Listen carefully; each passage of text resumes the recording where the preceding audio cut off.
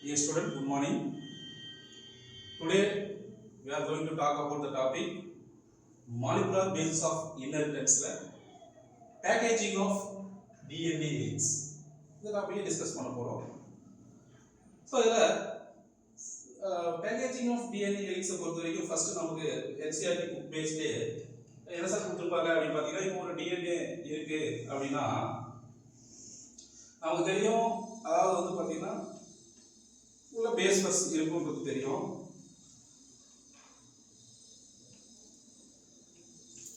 Guanine triple bond with cytosine இப்படி இருக்குன்னா ப்ளீஸா கவனிச்சு பாருங்க. ஒரு base pair one base pair one base பேருக்கும் அனதர் பேஸ் பேருக்கும் உள்ள டிஸ்டன்ஸ், இந்த டிஸ்டன்ஸ் பார்த்தீங்க அப்படின்னா ஒரு பேஸ் பேருக்கும் அனதர் பேஸ் பேருக்கும் உள்ள டிஸ்டன்ஸ் 0.34 நேனோமீட்டர். இதான் நம்ம புக்ல கொடுத்துருப்பாங்க 0.34 நேனோமீட்டர். இந்த 0.34 நேனோமீட்டர் நம்ம மீட்டர்ல மாற்றும் போது 0.34 into 10 to the power minus 9 meter அப்படின்னு வரும். சாரி. ஸோ இப்படி வரக்கூடியதா இருக்கும். இப்போ இதுல அப்போ the consecutive base pairs distance between consecutive base pairs 0.34 nanometer மாத்தும் போது வந்து பாத்தீங்கன்னா அந்த மீட்டர்ல convert to metre 0.34 into 10 to the power minus 9. Okay. So the human உடைய டிப்ளாய்டு செல்ஸ் வந்து இப்போ நம்மளுடைய ஓவரால் பேஸ் பஸ், அதாவது வந்து பார்த்தீங்கன்னா யூகேரியாட்டிக் மெமாலியனுடைய டிப்ளாய்டு செல்ஸ் உடைய நம்மளோட டிஎன்ஏ உடைய பேஸ் பஸ் பார்த்தீங்க அப்படின்னா அதனுடைய எண்ணிக்கை அது 6.6 into 10 to the power 9 base பர்ல இருக்கு. ஸோ இது ரெண்டும் நமக்கு கிடைச்சது length of DNA, overall length of DNA calculate பண்ணும்போது பார்த்தீங்க அப்படின்னா ஸோ இதை மல்டிப்ளை பண்ண வேண்டியதான். அதாவது வந்து பார்த்தீங்கன்னா 6.6 into 10 to the power 9 base pair into 0.34 into 10 to the power minus 9. So இதை மல்டிப்ளை பண்ணோம்னா அப்ராக்சிமேட்லி 2.2 மீட்டர் நமக்கு கிடைக்கும். நீங்க கேன் யூ இமேஜின் பண்ணி பாருங்க, ஒரு செல், அந்த செல்லே நமக்கு வந்து பார்த்தீங்கன்னா நார்மல் ஐல வந்து பார்த்தீங்கன்னா cannot வந்து பார்த்தீங்கன்னா see the normal eyes, நம்ம வந்து we cannot able to see normal eyesல நம்ம வந்து என்ன செய்ய முடியாது, பார்க்க முடியாது, செல்லே பார்க்க முடியாது. ஆனால் அதுக்குள்ள ஒரு நியூக்ளியஸ்க்குள்ள வந்து பார்த்தீங்க அப்படின்னா இந்த டிஎன்ஏ குரோமோசோம்ல எப்படி பேக்கேஜிங் எவ்வளோ 2.2 மீட்டர், கண்ணுக்கே தெரியாத செல்லுக்குள்ள நியூக்ளியஸுக்குள்ள DNA more or less 2.2 metre இவ்வளோ லென்த் இருக்கக்கூடிய ஒரு DNA such as a long polymer எப்படி உள்ள பேக் ஆகும், how to package, எப்படி பேக்கேஜ் ஆஃப் டிஎன்ஏ எப்படி சார் பேக் ஆகும், அவ்வளோ லென்த்தாக இருக்கக்கூடிய அந்த டிஎன்ஏ எப்படி சார் அந்த கண்ணுக்கே தெரியாத ஒரு மெட்டீரியலுக்குள்ள பேக் ஆச்சு. அப்படி எப்படி பேக் ஆச்சுன்னா it is high coiling process.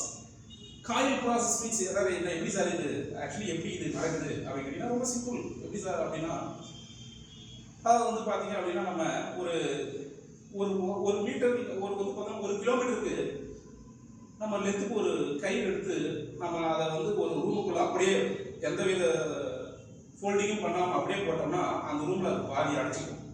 ஆனால் அந்த 1 கிலோமீட்டருக்கு கொண்ட அந்த கயிறை அழகாக சுற்றி வச்சோம்னா ஒரு மூலையில் எடுத்து வச்சிடலாம். சேம் பேட்டர்ன் இங்கே பார்த்தீங்க அப்படின்னா டிஎன்ஏ எப்படி வந்து பார்த்தோன்னா ஹைலி காயிலிங் ப்ராசஸ், எப்படி வந்து பார்த்தோன்னா நல்லா காயில் பண்ணி சுற்றப்பட்டு இருக்கிறது அப்படிங்கிறத பார்க்குறது இந்த என்டையர் கான்செப்டே. எப்படி அது சுத்தப்பட்டிருக்கு, எதன் மூலமா என்னென்ன ப்ராசஸ் நடக்குது, what are the steps involved in the packaging of DNA helix, இதெல்லாம் பற்றி இப்போ டிஸ்கஸ் பண்ணுறது இந்த என்டையர் கான்செப்ட். ஸோ அப்போ வந்து பார்த்தீங்கன்னா இந்த 2.2 meters. Next the packaging of DNA helix in ப்ரோகேரியர்ஸ்ல எப்படி சார் நடக்குது, ரெண்டுலையுமே சொல்லணும் அப்படிங்கிறதுக்காக புக்லேயே அவங்க தான் சொல்லியிருப்பாங்க. இப்போ ரெண்டுலையுமே சொல்லும்போது பேக்கேஜிங் ஆஃப் ப்ரோகேரியர்ஸ் எப்படி சார் பேக்கேஜ் நடக்குது, ப்ரோகேரியர்ஸ்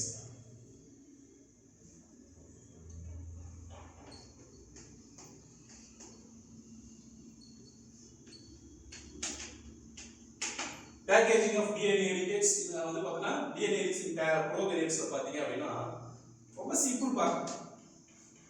அதாவது வந்து பார்த்தீங்கன்னா இந்த ப்ரோகேரியர்ஸ் வந்து பார்த்தீங்கன்னா does not define any nucleus. நியூக்ளியஸே அதுக்கு வந்து பார்த்தீங்கன்னா ப்ராப்பரான நியூக்ளியஸ் இல்லை. Point number 1. பாயிண்ட் நம்பர் 2, இங்க ப்ரோகாரியோட்ஸை பொறுத்த வரைக்கும் பார்த்தீங்க அப்படின்னா DNA is not scattered throughout the cell. So throughout the cell DNA வந்து பார்த்தீங்கன்னா சிதறி காணப்படாது. அப்போ எப்படி சார் இருக்கும் அப்படி கேட்டீங்க அப்படின்னா, இந்த DNA வந்து பார்த்தீங்கன்னா negatively charged, some proteins are positively சார்ஜா இருக்கும். அது எல்லாமே ஒன்றிணைகிற அந்த ரீஜனுக்கு பேரு என்ன சார் சொல்லுவாங்க அப்படின்னா நியூக்ளியாய்டுன்னு சொல்லுவாங்க. நியூக்ளியாய்டு ஆர் இதுக்கு ஜீனோஃபோர் சொல்லுவாங்க.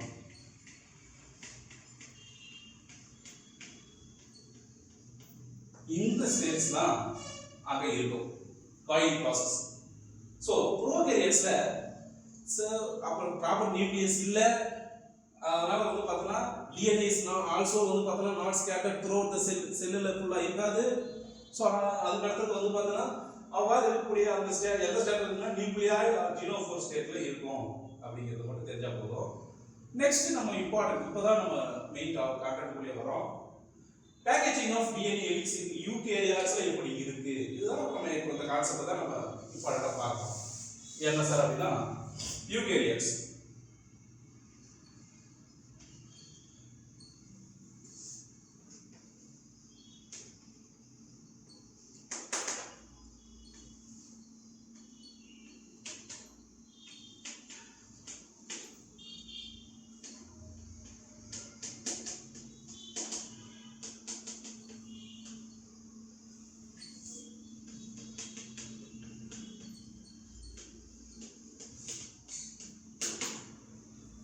So packaging of DNA helix in eukaryotes எப்படி சார் பேக் ஆகிருக்கு அப்படின்னா வந்து பார்த்தோன்னா ஃபர்ஸ்ட் அதனுடைய நியூக்ளியோசோம் ஸ்ட்ரக்சர் ஒரு சிம்பிளாக போட்டுறேன்.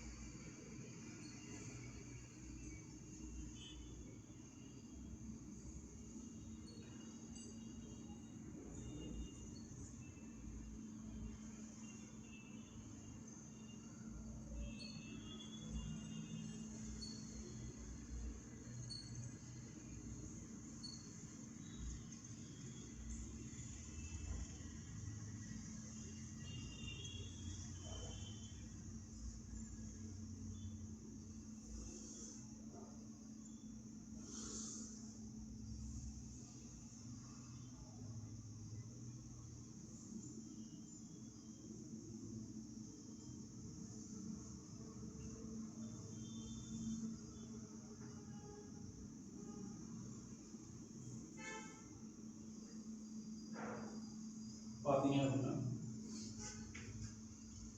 DNA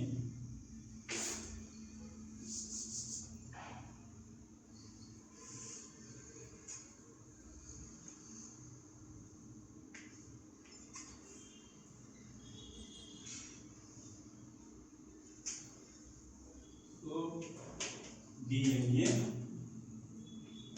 H1 is called,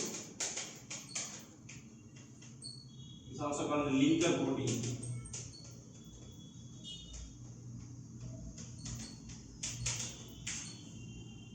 Histone act on that.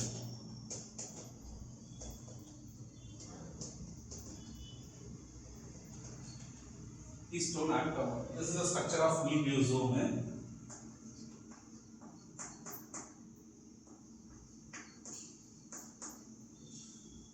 So இதை பற்றி டிஸ்கஸ் பண்ணிடுவோம். First packaging of DNA helix in eukaryotes. Sir எப்படி சார் பேக்கேஜ் நடக்குது அப்படின்னா ஃபர்ஸ்ட் நம்ம பேக்கேஜிங் உடைய வேரியஸ் ஸ்டெப்ஸ் இன்வால்வ்ஸ் இந்த வேரியஸ் ஸ்டெப்ஸ் என்னென்ன ஸ்டெப்ஸ் பேக்கேஜிங் நடக்குது சார். ஐடி பேக்கேஜிங் வந்து பார்த்தோன்னா DNA டு குரோமோசோம்ஸ் வரைக்கும் அப்படின்னா இதை மைண்டில் வச்சுங்க. ஃபர்ஸ்ட் பார்த்தீங்க அப்படின்னா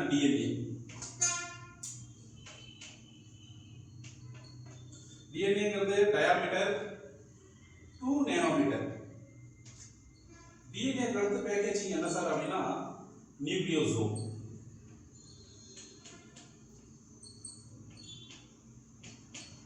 நியூக்ளியோசோம் பார்த்தீங்க அப்படின்னா 10 நேனோமீட்டர் டயாமீட்டர். அடுத்த packaging solenoid.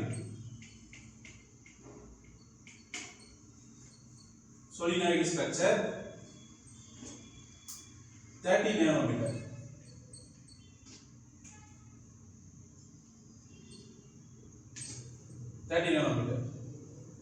Next super solenoid.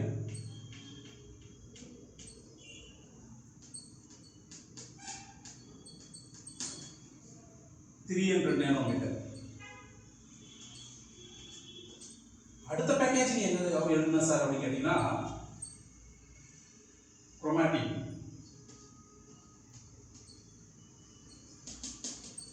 Chromatin 700 nanometer.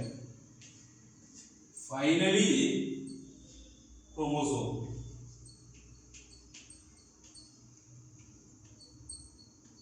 Chromosome 1400 nanometer. So this is the various steps involved in the packaging. எப்படினா ஒரு யூகரியோட்ஸ்ல பேக்கேஜிங் process நடக்குது அப்படிங்கறத பார்க்கறோம். First point number 1 என்ன சார் அப்படி கேட்டீங்கன்னா when we compare with prokaryotes packaging of DNA helix, eukaryotes is more complex, much complex. அது ஒரு complex process ஆ இருக்கும். சரி ஓகே நெக்ஸ்ட் இந்த யூகரியோட்ஸ்ல யார் சார் வந்து பார்த்தா ஃபர்ஸ்ட் ஸ்ட்ரக்சர் ஆஃப் நியூக்ளியோசோம் பேசுறது அப்படின்னா கார்ன்பர்க். பேர் என்ன? கார்ன்பர்க். in the year of 1974 இவர்தான் நியூக்ளியோசோம் இன் யூகரியோட்ஸ் பத்தி டிஸ்கஸ் பண்ணாரு கார்ன்பர்க். சரி ஓகே இவர் என்ன சார் சொல்றாரு அப்படின்னு பாத்தீங்க அப்படின்னா இத சொல்றதுக்கு முன்னாடி இந்த குரோமோசோம் இதுதான் ஃபைனல் வந்து பார்த்தீங்கன்னா காயிலிங் வந்து ஃபைனலா காயில் பண்ணி முடிஞ்சது நம்ம குரோமோசோமா இருக்கும். அப்ப டிஎன்ஏ காயிலா நியூக்ளியோசோம், நியூக்ளியோசோம் சொலினாய்டு. சொலினாய்டுங்கிறது நியூக்ளியோசோம் உடைய 6 ஃபோல்டிங்கை வந்து சொலினாய்டுன்னு சொல்லுவோம். அப்புறம் சூப்பர் சொலினாய்டு, குரோமாட்டின், குரோமோசோமா வருது. So chemical composition of chromosome என்ன sir? what is the chemical composition of chromosome? இது தெரிஞ்சு வச்சுங்க, இது அடிஷனலா தெரிஞ்சு வச்சுங்க. chemical composition of chromosome என்ன அப்படின்னா DNA 40%, histone protein, histone இருக்கு இல்லையா, histone 50%,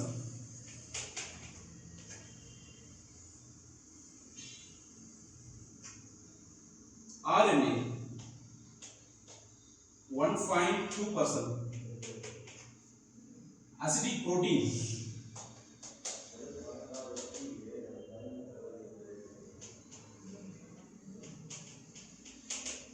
acidic protein 8.5%.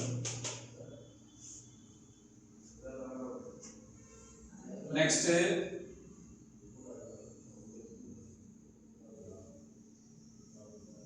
lipids trace amount ரொம்ப குறைவான அளவு. another one is calcium, magnesium, iron, also trace amount. So this is the chemical composition of chromosome. Okay, இப்போ concept உள்ள வரலாம். Packaging of DNA helix in the eukaryotes என்ன sir அப்படி கேட்டீங்கன்னா first இதுல positively charged basic proteins is called histone protein. ஒரு basic, this is the basic histone protein. so it is a இது வந்து பார்த்தா இதோட சார்ஜஸ் வந்து positively charges. it is a basic protein. சரி, why this histone protein is positively charged sir? ஏன் பாசிட்டிவா charge ஆயிருக்கு சார் அப்படி கேட்டீங்கன்னா these histone proteins வந்து பார்த்தா highly rich in arginine and lysine amino acids. இந்த ரெண்டு அமினோ ஆசிட்ஸ் வந்து பாத்தீங்கன்னா அதிக அளவுல இருக்கிறதால தான் these amino acids provides வந்து பாத்தீங்கன்னா positively charge of வந்து பாத்தீங்கன்னா histone protein. அப்ப அந்த histone protein பாசிட்டிவா இருக்கிறதுக்கு என்ன ரீசன்னா arginine and lysine வந்து பாத்தீங்கன்னா lysine protein.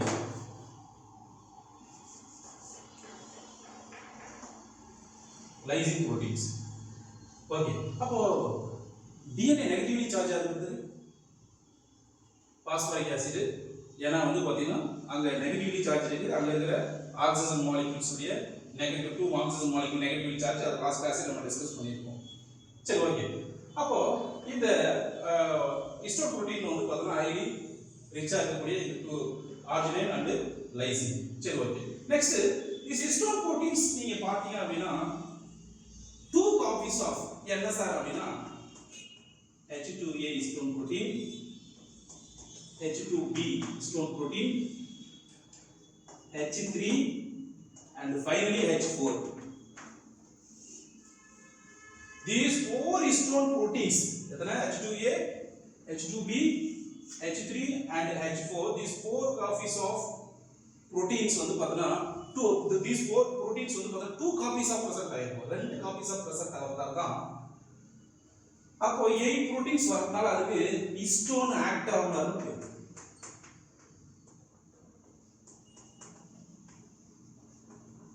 actor வந்து தெரியும் உங்களுக்கு 8.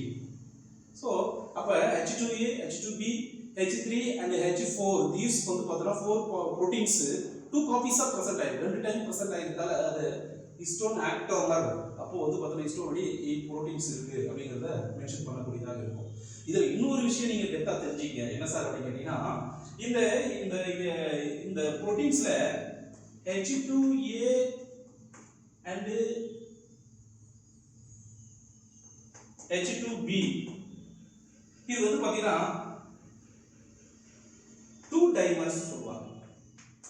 the structural unit of structure வந்து 2 டைமர்ஸ் பேர்.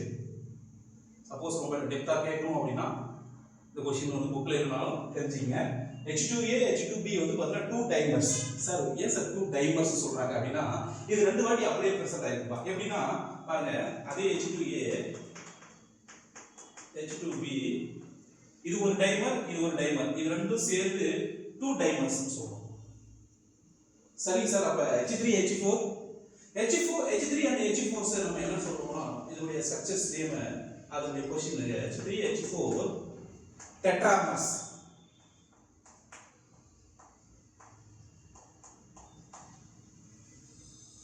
H3 and H4 உடைய structural unit name tetramer's. எப்படி சார் இருக்கும் இதோட ஸ்ட்ரக்சர்ஸ் எப்படி இருக்கும் அப்படி பாத்தீங்கன்னா H3 H4 H3 இப்படி நாலா இருந்தாலும் இது டெட்ராமர்ஸ் சென்டர்ல இருக்கக்கூடியதா இருக்கும். டெட்ராமர்ஸ் சொல்றோம். H2A H2B டைமர்ஸ் சொல்றோம். இதெல்லாம் தெரிஞ்சு வச்சுக்கங்க, ஏன்னா அடிஷனலா தெரிஞ்சிக்கிறது நல்லது. சரி, ஓகே. அடுத்தது அப்போ 2 copies of H2A H2B H3 and H4 proteins வந்து பார்த்தா is called histone actamers அப்படி பார்த்தாச்சு. நெக்ஸ்ட் வந்து பாத்தீங்க அப்படின்னா DNA is negatively charged. நமக்கு தெரியும் DNA வந்து negatively charged but the protein is positively charged. DNA negatively charged DNA is wrapped around நல்லா பாருங்க, இந்த histone protein வந்து பார்த்தா நல்லா wrapped around coil பண்ணி இருக்கு, நல்லா சுத்தி coil பண்ணி இருக்கு. so the wrapped around of வந்து பார்த்தா negatively charged DNA வந்து பார்த்தா positively charged protein histone proteins ஓட நல்லா கவர்ந்து இழுத்து நல்லா coil பண்றதுனால this structure is called nucleosome. இவ்வாறு இந்த ஸ்ட்ரக்சர் பேர் என்னன்னு சொல்றோம்னா நியூக்ளியோசோம் அப்படின்னு சொல்றோம். சரிங்களா? சரி, ஓகே. நெக்ஸ்ட் அடுத்தது the further coiling process. நம்ம நியூக்ளியோசோம் வந்துச்சுனாவே என்ன அடுத்த coiling process என்ன நடக்கும்? solenoid மீன்ஸ் வந்து பார்த்தீங்கன்னா 6 folding of nucleosome. 6 நியூக்ளியோசோம் வச்சு ஒண்ணா நம்ம வந்து பைண்ட் பண்ணோம்னா அது வந்து solenoid ஸ்ட்ரக்சரா இருக்கும். இப்போ அடுத்த ஸ்ட்ரக்சர்ஸ் வரும்போது நெக்ஸ்ட் வந்து பார்த்தீங்கன்னா ஃபர்தர் காயிலிங் இஸ் கால்டு வந்து பார்த்தீங்கன்னா குரோமாட்டிட் அப்படிங்கிற வந்து பார்த்தீங்கன்னா நெக்ஸ்ட் காயிலிங் குரோமாட்டிட்.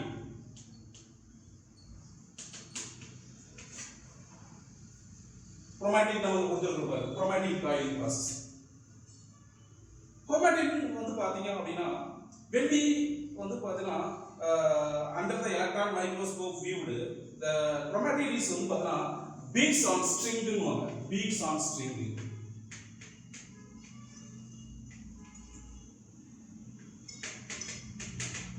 சார் அது என்ன சார் பீட்ஸ் ஆன் ஸ்ட்ரிங் அப்படின்னா ஒரு மணி கோத்த மாலை மாதிரி அப்படியே இருக்குமா. அப்படி அப்படியே அப்படியே கோர்வையா அப்படியே அடுத்து இப்படி அப்படியே அடுத்து அடுத்து இப்படி ஒரு மணி கோத்து வந்த ஒரு மாலை மாதிரி போயிட்டே இருக்கும். பீட்ஸ் ஆன் ஸ்ட்ரிங் அப்படின்னு சொல்றாங்க.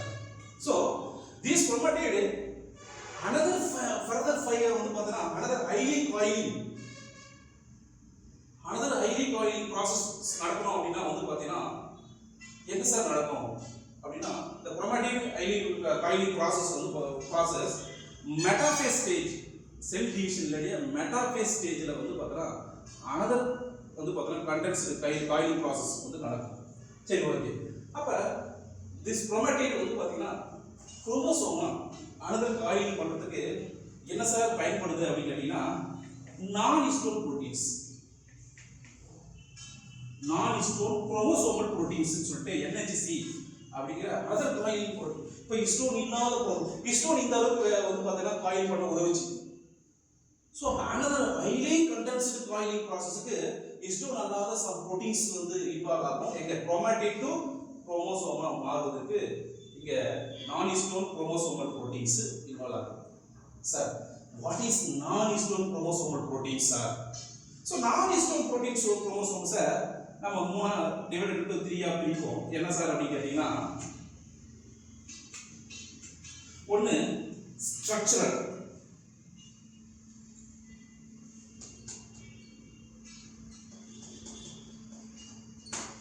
Second one is functional NHC non-histone protein chromosomal protein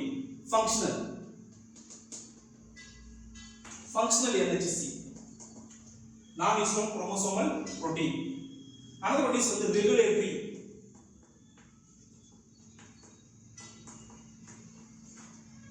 NHC. இதெல்லாம் புக்ல இருக்காது தெரிஞ்சுங்க. ஸோ non-histone chromosomal proteins வந்து பார்த்தீங்கன்னா 3 categories: structural non-histone chromosomal protein, functional non-histone chromosomal protein. Functional non-histone chromosomal protein example DNA polymerase, RNA polymerase. இதுக்கு example எடுத்துக்கலாம். DNA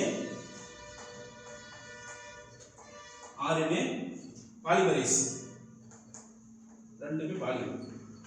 இது வந்து functional non-histone chromosomal protein example. Sir regulatory non-histone chromosomal proteins means regulatory non-histone chromosomal protein example HMG. Sir what is HMG protein sir அப்படின்னா அதாவது வந்து பாத்தீங்கன்னா high mobility group of proteins. high mobility group proteins சொல்வாங்க. high mobility group proteins means வந்து பாத்தீங்கன்னா it is control of gene expression. அந்த gene expression-ஏ வந்து பாத்தீங்கன்னா இதை கண்ட்ரோல் பண்ணக்கூடியது this type of regulatory protein. So அப்போ non-histone chromosomal protein 3 categories இருக்கு அப்படிங்கறத மறந்துடக்கூடாது. சரி ஓகே. ஃபைனலி இந்த டாபிக் உடைய ஃபைனல் என்ன சார் இருக்கு அப்படி கேட்டா chromatids. there are two types of chromatids. என்ன சார் அப்படி கேட்டீங்கன்னா first one is heterochromatin, another one is வந்து பார்த்தீங்கன்னா euchromatin. என்னங்க heterochromatin,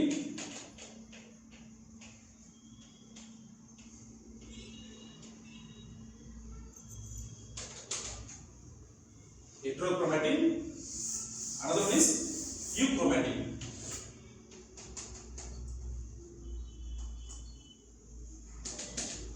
இந்த chromatinல வந்து பாத்தீங்கன்னா beads on string structure. so heterochromatin பொறுத்த வரைக்கும் அப்படினா வந்து பாத்தீங்கன்னா darkly stained,